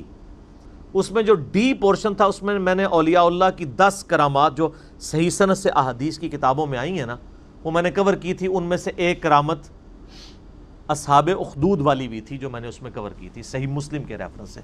صحیح مسلم شریف میں اس کا واقعہ یوں ملتا ہے کہ یمن میں ایک یعنی وہ بادشاہ تھا جو بیسیکلی ہے تو یعنی یہودی تھا، اس وجہ سے وہ عیسائیوں سے زیادہ نفرت کرتا تھا، کیونکہ حضرت عیسیٰ علیہ السلام کو کرسچن جو ہے پیغمبر مانتے ہیں بلکہ اس میں غلوف کر کے خدا کا بیٹا مانتے ہیں، اور دوسری طرف یہودی کہتے ہیں کہ یہ نعوذ باللہ دجال ہے۔ اب ان کا آپس میں تو اکٹھ ہو ہی نہیں سکتا نا۔ ایک شخصیت جو ایک طبقے کے لیے خدا کے درجے پہ فائز ہو اور دوسرا اسے جو ہے نعوذ باللہ دجال اور پتہ نہیں کیا کیا الفاظ استعمال کرتے ہوں، تو ان کا آپس میں اکٹھ تو ہو نہیں سکتا۔ یہ تو یہودیوں نے سازش کر کے کس طرح عیسائیوں کو دبوچا ہے کہ آج یہودی اور عیسائی ایک پیج کے اوپر ہیں، ورنہ 20ویں صدی کے آغاز سے پہلے تک تو یہ قتل و غارت کا بازار گرم تھا ان کا آپس میں۔ یہ تو اسرائیل جب بنا ہے اور دنیا کی اکانومی ان کے قبضے میں آئی ہے تو آج جو ہے وہ ایون یہودی مٹھی بھر ہونے کے باوجود عیسائیوں کی باغ دوڑ بھی ان کے ہاتھ میں ہے اکانومی کی وجہ سے۔ تو ہم نے جس ایرا میں جس وقت میں آنکھ کھولی ہے، یہ جو زمین کی جو حقائق ہیں وہ زمینی حقائق بدل چکے ہیں، اور اس کو بدلے ہوئے 100 سال سے زیادہ نہیں ہوا۔ 100 سال اگر آپ پہلے چلے جائیں تو یہ جس طرح سنی شیعہ اختلاف مسلمانوں کے اندر ہے نا، اس سے بھی بڑھ کے عیسائیوں اور یہودیوں کا اختلاف تھا، جنگیں ہوتی تھیں آپس میں۔ بہرحال وہ یہودی بادشاہ تھا، اس نے عیسائیوں پہ ظلم کرنا شروع کیا۔ تو اس بادشاہ کے بارے میں آتا ہے کہ اس نے ایک جادوگر رکھا ہوا تھا، اور وہ جادوگر جب بوڑھا ہو گیا تو اس نے کہا کہ مجھے تو موت آ جائے گی، تو مجھے کوئی ایک اپنا لائق سا کوئی رعایا میں سے کوئی لڑکا ڈھونڈ کے دو جسی میں تربیت کروں اور میں اپنا سارا علم اسے ٹرانسفر کر دوں۔ تو بہرحال ایک نوجوان لڑکا بڑا انٹلیکچوئل رعایا میں سے چنا گیا، وہ جادوگر کے حوالے کیا گیا، تو وہ اسے جادو سکھایا کرتا تھا۔ اب وہ جادوگر کے پاس جب جادو سیکھنے جاتا تھا تو راستے میں ایک راہب تھا عیسائی، تو وہ اس کے پاس وہ لڑکا رکا کرتا تھا، اس راہب کی باتیں خدا شناسی کی، توحید کی اسے بھانی شروع ہو گئیں، حتیٰ کہ اس کا دل اللہ نے اسلام کے لیے کھول دیا، یعنی اس نے اسلام، اس زمانے میں کرسچینٹی اسلام ہی تھا، وہ قبول کر لیا۔ اب وہ دیکھیں جادو بھی سیکھتا تھا اور پیرلل میں دین بھی سیکھتا تھا۔ ایک دن وہ ایک راستے سے گزر رہا تھا تو راستے میں ایک بہت بڑا جانور تھا جس نے لوگوں کا راستہ روکا ہوا تھا، تو اس نے ایک چھوٹا سا پتھر اٹھایا زمین سے اور اس نے کہا کہ اے اللہ، اگر تیرے نزدیک جادوگر کا مذہب مردود اور اس عیسائی راہب کا مذہب مقبول ہے تو اس چھوٹے سے پتھر سے اس جانور کو ہلاک کر دے۔ ظاہر یہ کرامت ہی ہونی تھی، ایک پتھر سے آپ اتنے بڑے جانور کو، تو اس نے پتھر پھینکا تو وہ مر گیا۔ تو وہ پھر راہب کے پاس آیا تو راہب نے کہا کہ تم تو اب مستجاب الدعوات ہو گئے ہو، تو اب تم پہ اللہ کی طرف سے تکلیفیں بھی شروع ہو جائیں گی، اور جب کوئی ایسی صورتحال بنے تو تم نے میرا نام ظاہر نہیں کرنا۔ ظاہر ہے پھر مجھے بھی رگڑا لگے گا بیچ میں، جان بچانے کے لیے ایمان چھپانا جائز ہے۔ حسین تو ہر کوئی نہیں بنتا نا سر، پھر کہتے ہیں جی حسین کیوں کھڑا ہوا تھا، باقی کدھر گئے؟ باقیوں نے کوئی بیعت کر لی، وہ ہر ایک تو نہیں حسین ہوتا رضی اللہ تعالیٰ عنہ علیہ السلام۔ تو پھر وہی سلسلہ شروع ہو گیا، اب وہ صاحب کرامت تو ہو گیا، اب لوگ اس کے پاس آنا شروع ہو گئے، وہ مطلب مادرزاد کوڑی اندھے آتے تھے، وہ دعا کرتا تھا، شفا ہو جاتی تھی۔ کرتے کرتے جب بادشاہ تک بات پہنچی، اس نے کہا یہ کیا، یہ تو دوسرے مذہب میں چلا گیا الٹا اس کو سکھانے کے لیے۔ تو اس نے کہا جی اس کو تو ہم نہیں چھوڑیں گے، قتل کروائیں گے۔ اور وہ جب کوئی بندہ اس کے پاس علاج کروانے کے لیے آتا تھا تو وہ پہلے کہتا تھا اللہ کو ایک مانو، حضرت عیسیٰ کو اللہ کا پیغمبر مانو۔ تو ظاہر ہے یہاں بھی آپ کو پتہ ہے لوگ حنفی ہوتے ہیں، جب طلاق ہو جاتی ہے تو اہل حدیث اسٹامپ پیپر پہ لکھواتے ہیں میں اہل حدیث ہوتا ہوں، تو وہ کہتے ہیں ٹھیک ہے اب بیوی بھی واپس مل گئی آپ کو۔ حالانکہ وہ اہل حدیث اتنی دیر کے لیے ہوتے ہیں جتنی دیر کے لیے انہوں نے وہ بیوی باہر نکل کے اہل حدیثوں کو گالیاں نکال رہے ہوتے ہیں، لیکن اہل حدیثوں کو پھر بھی عقل نہیں آتی ہے۔ اب عقل نہ ہے تو انسان کیا کرے؟ حالانکہ یہ فتوی غلط ہے، میں اہل حدیث کے ساتھ ایگری نہیں کرتا ہوں 3 طلاق کے مسئلے میں۔ امت کا اجماع ہے کہ ایک مجلس کی 3 طلاقیں 3 ہیں۔ بہرحال ایک مسئلہ لاتا ہے، میں آپ کو بتا رہا ہوں کہ آج بھی اس کی باقیات ہیں اسٹامپ پیپر لکھوانے والی۔ تو وہ بھی پہلے کہتا تھا اللہ کو مانو پھر میں تمہارا علاج کروں گا، تو اس طرح پھر اسلام پھیلنا شروع ہو گیا۔ بادشاہ کو فکر لگ گئی، تو اس نے کہا کہ بھئی اس کا علاج اب یہ ہے کہ اس کو قتل کروایا جائے۔ تو اس نے فوجی بھیجے گرفتار کر کے کہ اس کو پہاڑ سے نیچے پھینکا جائے۔ پہاڑ کی چوٹی پہ لے گئے، اس نے وہاں پہ دعا کی، وہ سارے فوجی نیچے گر پڑے، وہ بچ گیا۔ پھر اسے کشتی میں سوار کر کے سمندر کے اندر لے گئے، اس نے دعا کی، کشتی الٹ گئی، وہ بچ گیا، باقی سارے الٹ گئے۔ بادشاہ سر پکڑ کے بیٹھ گیا کہ اس کو اب کیسے قتل کیا جائے، کیونکہ مستجاب الدعوات تھا۔ تو اس نے بادشاہ کو خود مشورہ دیا کہ ایک طریقے سے تم مجھے قتل کر سکتے ہو، تم پڑھو بسم اللہ رب الغلام کہہ کے مجھ پہ تیر چلاؤ تو میں مارا جاؤں گا۔ اور یہ اس نے بہت زبردست چال چلی، اور اس نے کہا اس کے لیے تمہیں پبلک اکٹھی کرنی پڑے گی، اپنی ساری رعایا کو جمع کرو اور بسم اللہ رب الغلام پڑھ کے چلاؤ۔ تو اس کا مطلب کیا تھا کہ اللہ کو ماننا پڑے گا۔ تو یہ ایک ساری رعایا تک تبلیغ ہو جاتی کہ ہاں اللہ کے نام پہ اسے مارا گیا ہے، تو یعنی اس کا مذہب درست ہے۔ تو اس نے کہا میں نے جان تو جانی جانی ہے تو اللہ کے لیے جائے نا، اور میں مر جاؤں اور ایسا اختلافی نوٹ لکھوں کہ تبلیغ بھی ہو جائے۔ حضرت حسین ابن علی نے یہی کیا نا، 72 بندوں کے ساتھ وہ 3 براعظموں میں پھیلی ہوئی بنو امیہ کی بدماش حکومت کا سامنا تو نہیں کر سکتے تھے، لیکن انہوں نے اپنے خون سے اختلافی نوٹ لکھ دیا کہ میں مر جاؤں تو آنے والی نسلیں یہ یاد رکھیں کہ سچائی کے لیے کھڑا ہونا چاہے آپ تھوڑے سے بھی ہوں، اس کی پرواہ نہیں کرنی۔ تو آج تک دیکھ لیں دنیا میں جہاں بھی سچائی کے لیے تھوڑے لوگ کھڑے ہوتے ہیں تو مثال حسین ابن علی کے لیے کی دیتے ہیں۔ مخالفین کو جو یاد رکھا گیا وہ بھی حسین کی وجہ سے یاد رکھا گیا، ورنہ ان کی کیا اوقات تھی۔ تو اس نے بھی یہی کہا کہ رائے اکٹھی کرو پبلکلی، بسم اللہ رب الغلام پڑھ کے چلاؤ تیر تو مارا جاؤں گا۔ بادشاہ نے یہی کیا، تو جب وہ بسم اللہ رب الغلام پڑھ کے وہ چلائی گئی اللہ کے نام سے شروع، اور جو اس غلام کا رب ہے، یعنی وہ سب اللہ کے ہی بندے ہیں، غلام ہیں، تو وہ تو مارا گیا، لیکن ساری رعایا نے کلمہ پڑھ لیا، ان کا اس کا مذہب حق ہے، وہ سارے مسلمان ہو گئے۔ وہ ایک کو کیا مارنا تھا، ساری رعایا ہاتھ سے چلی گئی۔ پھر اس نے بڑے بڑے گڑھے کھدوائے، اس میں آگ جلوائی، اور اہل ایمان کو آفر رکھی کہ یا تو ایمان چھوڑے یا آگ میں جلائے جاؤ گے۔ ہائے ہائے ہائے، بخاری مسلم کی حدیث ہے، اس شخص نے ایمان کی حلاوت چکھ لی جس میں 3 نشانیاں ہوں۔ نمبر 1، اللہ اور اس کا رسول عز و جل و صلی اللہ علیہ وآلہ وسلم اسے پوری دنیا میں سب سے بڑھ کر محبوب ہوں۔ نمبر 2، اس کی دوستی اور دشمنی کا معیار اللہ کی ذات ہو۔ اور نمبر 3، کفر کی طرف لوٹایا جانا اس کے لیے اتنا ہی ناپسندیدہ ہو جائے جتنا زندہ آگ میں جلایا جانا، وہ جلنے کے لیے تیار ہو جائے، ایمان نہ چھوڑے۔ ایمان کی مٹھاس اس بندے نے چکھی ہے۔ لوگ ایمان نہیں چھوڑ رہے، زندہ آگ میں جلائے جا رہے ہیں۔ صحیح مسلم کے الفاظ ہیں کہ ایک عورت تھی، اس کا دودھ پیتا بچہ تھا، دودھ پیتا بچہ تو بولتا بھی نہیں ہے، جب اسے آگ میں پھینکنے لگے نا تو اس کے دل میں ایک لمحے کے لیے خیال آیا کہ میں جان اپنے بچے کی وجہ سے نا جان بچانے کے لیے میں دین چھوڑ دوں۔ تو دودھ پیتا بچہ بول اٹھا کہ ماں تو حق پہ ہے. اللہ اکبر کبیرہ. یعنی یہ کرامت تھی. تو پھر ان ماں بیٹا کو بھی جلا دیا. وہ تو خیر دنیا میں جلے نا تو سیدھے جا کے جنت میں لینڈ کیا. تو یہ پوری حدیث صحیح مسلم میں اصحاب الاخدود کے بارے میں ہے. آپ دیکھیں کہ اصحاب الاخدود کو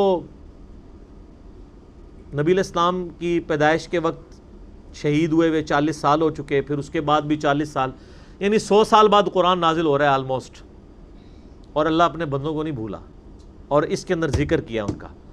اور اس میں اللہ تعالیٰ بتا رہا ہے پھر ہم ان سے بدلہ لیں گے جنہوں نے اہل ایمان کے ساتھ یہ کچھ کیا. دنیا میں ٹھیک ہے کھلی چھٹی ہے, لیکن آخرت میں پکڑے جائیں گے. وَالسَّمَاءِ ذَاتِ الْبُرُوجِ, قسم ہے آسمان کی جو برجوں والا ہے. وَالْيَوْمِ الْمَوْعُودِ, اور اس دن کی جو وعدے کا دن ہے یعنی قیامت کا دن. وَشَاهِدٍ وَمَشْهُودٍ, اور حاضر ہونے والے دن کی اور اس کی جس کے پاس حاضر ہوں گے, یعنی قیامت کے دن کی اور قیامت کے دن کا مالک, مالک یوم الدین, سب کی قسم. قُتِلَ أَصْحَابُ الْأُخْدُودِ, مارے گئے کھائی کھودنے والے. حالانکہ مارے کون گئے تھے؟ جو کھائی میں پھینکے گئے تھے. اللہ نے کہا وہ نہیں مرے, وہ تو زندہ ہیں. شہید تو مرتا نہیں ہے نا. وَلَا تَقُولُوا لِمَنْ يُقْتَلُ فِي سَبِيلِ اللَّهِ أَمْوَاتٍ, مت کہا کرو مردہ جو اللہ کی راہ میں مارے جائیں, وہ تو اللہ کے حضور زندہ ہے. اللہ فرمایا مارے گئے اصحاب الاخدود جنہوں نے وہ گڑھے کھودے تھے. النار ذات الوقود, جبکہ وہ آگ بڑے ایندھن والی تھی. اذ ہم علیہا قعود, جب وہ اس کے کنارے پر بیٹھے ہوئے, یعنی یہ منظر دیکھ رہے تھے اہل ایمان کو آگ میں جلایا جا رہا ہے اور وہ انجوائے کر رہے ہیں. وَلِعَوْذُ بِاللَّهِ.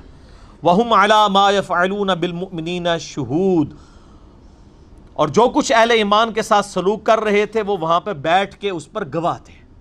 ظاہر ہے آپ اگر یہ رومنس کی بھی آپ ہسٹری دیکھیں, یہ لوگ بھی یعنی بھوکے شیروں کو زندہ انسانوں پہ چھوڑ دیتے تھے. آپ یوٹیوب پہ جا کے دیکھیں نا کہ کیا کیا طریقے انسانوں کو اذیت اور عذاب دینے کے ان لوگوں نے ڈیوائز کیے ہوئے تھے. تو یہ بھی ایک طریقہ تھا تکلیف دینے کا. خود کرسیوں پہ بیٹھ جاتے تھے اور ان کے سامنے یہ منظر ہوتا تھا کہ اہل ایمان کو جلایا جا رہا ہے.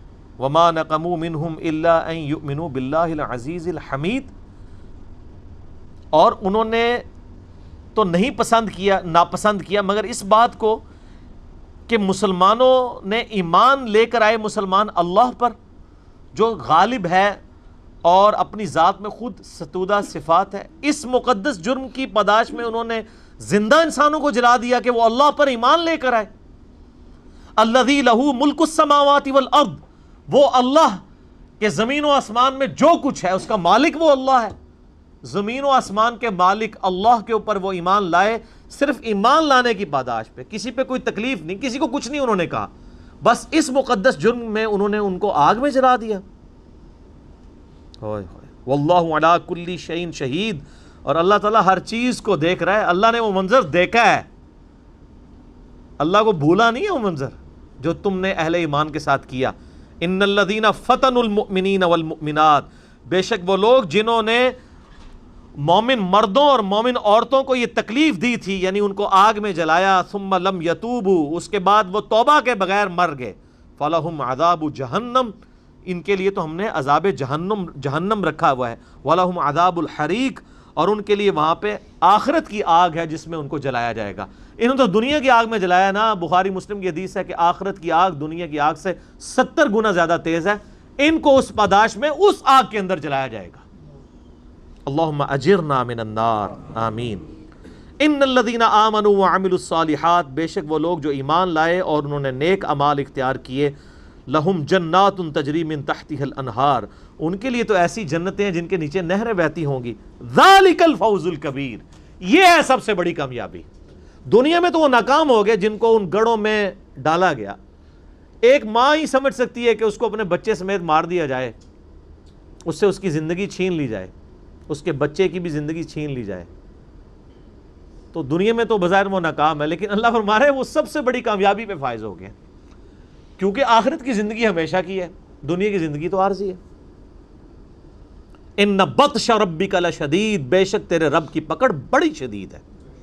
یہ دنیا میں تو کوئی شخص کسی شخص کو ایک دفعہ ہی موت دے سکتا ہے نا, اور اللہ تعالیٰ لاکھوں دفعہ زندہ کر کے لاکھوں دفعہ موت دینے پر قادر ہے. اللہ کی پکڑ سے کون بچ سکتا ہے؟ دیکھیں نا دنیا میں زیادہ کون، جیسے وہ آپ کو پتہ ہے قرآن حکیم میں ہی آتا ہے کہ جب جادوگر ایمان لے آئے موسیٰ علیہ السلام پہ تو فرعون نے کہا کہ میں تمہیں سولی چڑھا دوں گا تمہارے مخالف سمت کے ہاتھ پاؤں کٹوا کے. تو پتہ ہے ان جادوگروں نے کیا کہا تھا کہ تو جو کچھ بھی کرے گا دنیا کی زندگی میں کر سکتا ہے نا، ایک دفعہ ہی موت دے گا دے لے، پھر تو ہمیشہ کی کامیابیاں ہماری مقدر ہیں. لیکن اللہ سے انسان نہیں بھاگ سکتا. اللہ کے جو قابو آ گیا وہ ایک دفعہ موت تو نہیں، جب چاہے جتنی دفعہ موت کی تکلیف سے گزارے اور تکلیف دے. قرآن حکیم میں آتا ہے ہم جب ان کی کھالیں جل جائیں گی نئی کھالیں انہیں دیں گے تاکہ انہیں عذاب اور فیل ہو. اللہم اجرنا من النار آمین. انہ ہوا یبدی و یعید، بے شک پہلی دفعہ بھی اس نے پیدا کیا اور دوبارہ بھی وہی پیدا کرے گا. وہ قادر ہے. پہلی دفعہ کسی کام کو کرنا مشکل ہوتا ہے، دوبارہ کرنا تو مشکل نہیں ہوتا. وَهُوَ الْغَفُورُ الْوَدُودُ، وہ تو بہت بخشنے والا ہے اور بڑی محبت کرنے والا ہے. یعنی اللہ تعالیٰ معاذ اللہ کوئی فنیٹک نہیں ہے کہ انسانوں کو عذاب دے کے اسے کوئی خوشی محسوس ہوتی ہے. دنیا میں بعض لوگ ذہنی مریض ہو جاتے ہیں نا، فنیٹک ہو جاتے ہیں. کئی لوگ ہیں ایسے جو، یا اکثر آپ کو امریکہ میں تو یہ بھی اگلے دن بھی خبر آئی تھی 22 بندے قتل کر دیے ایک گورے نے. تو وہ ایک ذہنی مرض بھی ہوتا ہے، کسی کو خون میں لت پت دیکھ کے ان کو خوشی محسوس ہوتی ہے. تو اللہ تعالیٰ فرما رہا ہے کہ مجھے کوئی خوشی محسوس نہیں ہوتی کسی کو عذاب دینے میں. اللہ تو بخشنے والا ہے اور بڑی محبت کرنے والا ہے. لیکن اس کا یہ مطلب بھی نہیں کہ پکڑے گا نہیں مجرموں کو، نہیں. وہ اللہ تعالیٰ کے عدل کا تقاضا ہے، قسط کا تقاضا ہے. وہ عادل ہے، اس کے عدل کا تقاضا ہے کہ مجرمین کو سزا دے اور اہل ایمان کو جزا دے. ذو العرش المجید، وہ تو عرش کا مالک ہے بڑی شان والا. فعال لما یرید، وہ ہر وہ چیز کرتا ہے جو وہ چاہتا ہے. ہم تو ہر وہ چیز نہیں کر سکتے جو چاہتے ہیں، ورنہ انسان اپنے آپ کو موت سے بے نیاز کر لیتا. کوئی انسان اپنے آپ کو موت سے بے نیاز کر سکتا ہے؟ نیند سے، کھانے پینے سے، پیشاب سے. اور اگر کوئی انسان یہ سارے کام کرنے میں کامیاب ہو جائے تو خدا کی ضرورت ہی اسے کوئی نہیں ہے. اگر مجھے موت نہ آئے، مجھے تکلیف نہ آئے، مجھے بھوک نہ لگے، مجھے نیند نہ آئے تو خدا میری ضرورت نہیں ہے. اللہ نے یہ کمزوریاں انسان میں رکھی اس لیے تاکہ انسان کو اپنی کمزوریوں کا احساس ہو کہ 24 گھنٹے میں ایک دفعہ نہیں سو گے، اگلے 24 گھنٹے تم پرفارم ہی نہیں کر سکتے. وہ اللہ ہی ہے، لا تأخذہ سنۃ ولا نوم، نہ اسے نیند آتی ہے نہ اونگ. اب یہ ہے کہنے کو تو بڑا سمپل سا جملہ ہے، لیکن اس میں قیامت مضمر ہے کہ نیند نہ آنا، اونگ نہ آنا. کوئی دنیا کا دلیر سے دلیر آدمی بڑا میڈیکلی فٹ بھی ہو، 2 دن اسے جگراتے پہ رکھے نا، پھر اسے آپ تھوڑا سا کام کہیں، وہ چلتے چلتے بھی اونگ کے گر پڑے گا. یہ کمزوری ہے انسان کے ساتھ اٹیچ. لیکن جنت میں اللہ تعالیٰ نے یہ ساری کمزوریاں دور کر دی ہیں. صحیح مسلم میں حدیث، اب جنتی جنت میں داخل ہوں گے تو فرشتہ ندا کرے گا اللہ کی طرف سے، جنتیوں تمہیں مبارک ہو، آج کے بعد تمہیں موت نہیں آئے گی، ہمیشہ زندہ رہو گے. آج کے بعد تم بوڑھے نہیں ہوگے، ہمیشہ جوان رہو گے. آج کے بعد تم کبھی بیمار نہیں پڑو گے، ہمیشہ تندرست رہو گے. اور عمر بھی 30 سال ہمیشہ رہے گی. اور چوتھی چیز تو بہت اعلیٰ ہے کہ اب تم سے رب کبھی ناراض نہیں ہوگا، ہمیشہ راضی رہے گا. یعنی جنت میں کوئی ایسی چیز ہے ہی نہیں کہ جس سے آپ کو یہ ٹینشن ہو. دنیا میں تو انسان 10 دفعہ سوچتا ہے یار یہ کیا اللہ ناراض نہ ہو جائے. جنت میں کوئی ایسی چیز نہیں جہاں آپ کو یہ سوچنا پڑے کہ یہ کرنے سے ناراض ہی نہ ہو جائے. دنیا میں سونا حرام، جنت میں حلال. دنیا میں ریشم حرام، جنت میں حلال. دنیا میں 4 سے زیادہ بیویاں حرام، جنت میں بے شمار. ٹھیک ہے، جن کی شادی نہیں ہوئی تو جنت کی فکر کریں. ٹھیک ہو گیا. اللہ جو چاہتا ہے کرتا ہے، اور اللہ کا یہ کرنا اتنا کامل ہے کہ وہ پابند بھی کسی کا نہیں. سورہ الانبیاء میں ایک بڑی کریٹیکل آیت ہے، مسئلہ تقدیر میں جو کئی ایشوز ہیں ان کا جواب صرف وہی آیت ہے. لا یسأل عما یفعل وہم یسألون. اللہ کو کوئی پوچھ نہیں سکتا جو وہ کرتا ہے، اور اللہ ہر ایک کو پوچھ سکتا ہے کہ اس نے یہ کیوں کیا. ول آف گاڈ کو کوئی چیلنج نہیں کر سکتا. کوئی نہیں کہہ سکتا کہ اے اللہ تو نے اولاد کی پیدائش کا ذریعہ عورت کو کیوں بنایا، مرد کو کیوں نہیں بنایا. انصاف تو یہ تھا ایک دفعہ عورت کو بنایا جاتا تو ایک دفعہ مرد کو. یہ اللہ کی تقسیم ہے، ول آف گاڈ ہے، اس کو بین کیا گیا ہے، اس پہ کلام نہیں کرنا. گیون سرکمسٹانسز میں تو سوال ہو سکتا ہے، ول آف گاڈ کو نہیں آپ چیلنج کر سکتے. لا یسأل عما یفعل، اللہ کو کوئی نہیں پوچھ سکتا اس نے کیوں کیا ایسا. اللہ چاہتا بغیر پیغمبروں کے بھی ہدایت دے سکتا تھا، تو اللہ نے پیغمبروں کا وسیلہ کیوں رکھا؟ اللہ کو نہیں پوچھ سکتا. اب چونکہ اس نے پیغمبروں کو وسیلہ بنایا اللہ تک پہنچنے کا، اب جس نے اللہ تک پہنچنا ہے اس نے پیغمبروں کے پیٹرن پہ پہنچنا ہے. جو پیغمبروں کے راستے سے ہٹ کے اللہ تک پہنچا، چاہے وہ کتنا ہی اچھا کوئی عمل کر دے، زیرو سے ملٹیپلائی ہو جائے گا. رول ماڈل پروفٹ کی ذات ہوگی صلی اللہ علیہ وآلہ وسلم. حل اتاک حدیث الجنود، کیا تمہارے پاس ان بڑے لشکروں کی خبر آئی؟ فرعون و سمود، فرعون کی اور سمود کی. حضرت موسیٰ علیہ السلام کے مخالفین فرعونی اور صالح علیہ السلام کی قوم سمود جنہوں نے اپنے وقت کے پیغمبروں کا انکار کیا، بڑے بڑے لشکروں والے تھے، کس طرح اللہ نے ان کو الٹ کے رکھ دیا، عذاب دنیا کی زندگی میں دیا. بل الذین کفروا فی تکذیب، بلکہ یہ کافر تو جھٹلانے میں مصروف ہیں. کافر سے مراد جو بھی حق بات سے اناد کر دے، چاہے وہ مسلمان ہو، کلمہ گو ہو یا بغیر کلمہ گو. واللہ من ورائہم محیط، اور اللہ تعالیٰ تو ان کو ہر طرف سے گھیرے ہوئے ہے. یہ تو اللہ کو جھٹلائے بیٹھے ہیں اور اللہ اتنا چھایا ہوا ہے کہ ہر طرف سے گھیرے ہوئے ہے. واقعی گھیرا ہوا ہے. انسان اللہ سے بھاگ سکتا ہے؟ زیادہ کوئی اپنے آپ کو مار لے گا نا، وہ پھر زندہ کر لے گا. اللہ سے کوئی نہیں بھاگ سکتا. اس لیے الٹیمیٹلی رائے یہ ہے کہ اللہ کے دامن میں پناہ لے لی جائے. انسان کا چھٹکارا اس کے سوا نہیں ہے. قرآن حکیم میں جگہ جگہ آتا ہے نا، تم اللہ کو عاجز نہیں کر سکتے. اے جن و انس، اگر طاقت ہے تو زمین و آسمان کے کناروں سے نکل کے بتاؤ نا. تم جہاں بھی جاؤ گے اللہ ہی کی سلطنت کو پاؤ گے، اللہ ہی کی حکومت کو پاؤ گے. خدا ہے ایسا جس سے چھٹکارا ممکن نہیں ہے. ہائے ہائے. بخاری مسلم کی حدیث ہے، دونوں میں. مشکات میں آپ کو اللہ کی رحمت والے چیپٹر میں دوسری جلد میں ملے گی. اللہ کے نبی علیہ السلام فرماتے ہیں کہ اگلے زمانوں میں ایک شخص تھا، اس کی جب موت کا وقت قریب آیا، اس نے اپنی اولاد کو جمع کر کے کہا کہ میں تمہارا کیسا باپ تھا. ان کا بڑے اچھے باپ تھے، تو ان کا پھر مجھ سے میری ایک خواہش پوری کرو بدلے کے طور پہ، کہ جب میں مر جاؤں میری لاش کے ٹکڑے ٹکڑے کر دینا اور میری لاش کو ہواؤں میں، پانیوں میں اور زمین میں بکھیر دینا، اس کی جو راکھ ہے. لَإِن قَدَرَ اللَّهُ عَلَيَّ، اگر اللہ تعالیٰ نے مجھ پہ قدرت پا لی تو مجھے ایسا عذاب دے گا جو کسی کو نہیں دیا ہوگا. مر گیا. پچھلوں نے کیا کیا؟ ساری اس کی لاش کو جلا کے راکھ بکھیر دی. اللہ نے ہواؤں کو، پانیوں کو، زمین کو حکم دیا کہ لاؤ اس کی راکھ جمع کرو. وہ تو اللہ تعالیٰ نے ایک ذریعہ بنایا ہوا ہے نا، ادروائز اس کی بھی کوئی ضرورت نہیں ہے. جمع کیا، اللہ نے زندہ کیا.